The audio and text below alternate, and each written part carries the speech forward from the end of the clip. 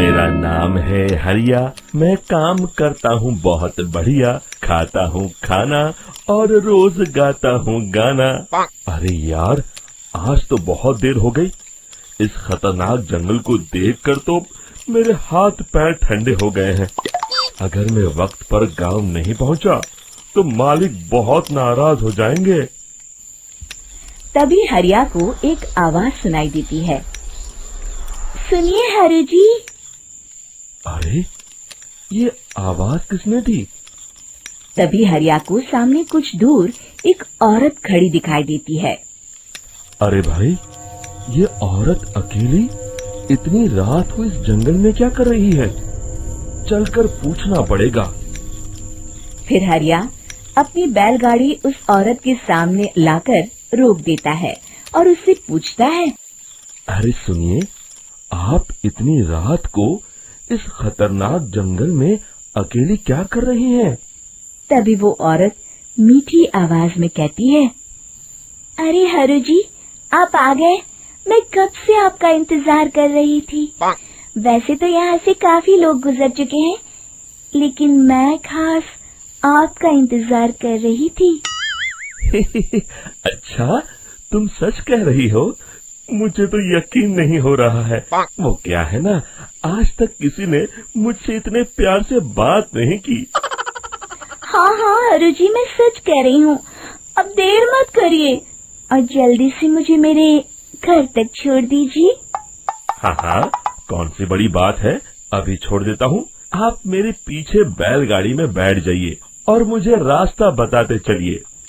फिर वो औरत हरिया की बैलगाड़ी में बैठ जाती है और हरिया बैलगाड़ी हाँकता हुआ आगे चल पड़ता है। फिर उस औरत के बताए हुए रास्ते पर चलते चलते हरिया बैलगाड़ी लेकर एक काली गुफा के आगे आकर रुक जाता है। हरिया उस औरत से पूछता है, हाँ देवी जी, आपका घर कहाँ है? यहाँ तो एक गुफा के अलावा और कुछ नहीं है। तभी अचानक वो औरत हवा में उड़ने लगती है। देखते ही देखते उसका सुंदर रूप एक डरावनी चुड़ैल में बदल जाता है और वो जोर जोर से हंसती है। अरे तू तो एक नंबर का बेवकूफ निकला। तू तो बड़ी आसानी से मेरी बातों में आ गया। अरे मर गया रे, ये तो एक चुड़ैल है। हे भगवान बचा ले, ये तो बड़ी डरावनी दिखाई दे रही है। और फिर अगले ही पल हरिया की बैलगाड़ी में रखा सारा सामान हवा में उड़ता हुआ उस काली गुफा के अंदर चला जाता है और वो चुड़ैल भी उस गुफा के अंदर जाकर कहीं गायब हो जाती है। हरिया ये नजारा देख बुरी तरह घबरा और परेशान हो जाता है। अरे, ये चुड़ैल तो मेरा सारा सामान लेकर गुफा में गायब हो गई। अब क्या होगा?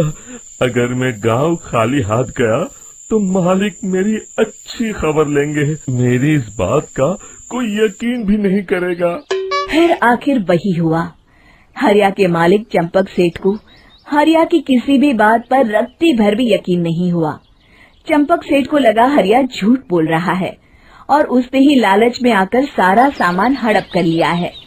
फिर हरिया को बेईमान समझकर चंपक सेठ उसे काम से निकाल देता है।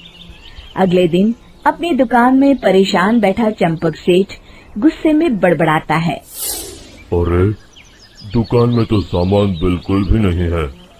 अब मुझे ही शहर जाकर सामान लाना होगा। फिर वो अपनी बैलगाड़ी लेकर शहर चला जाता है।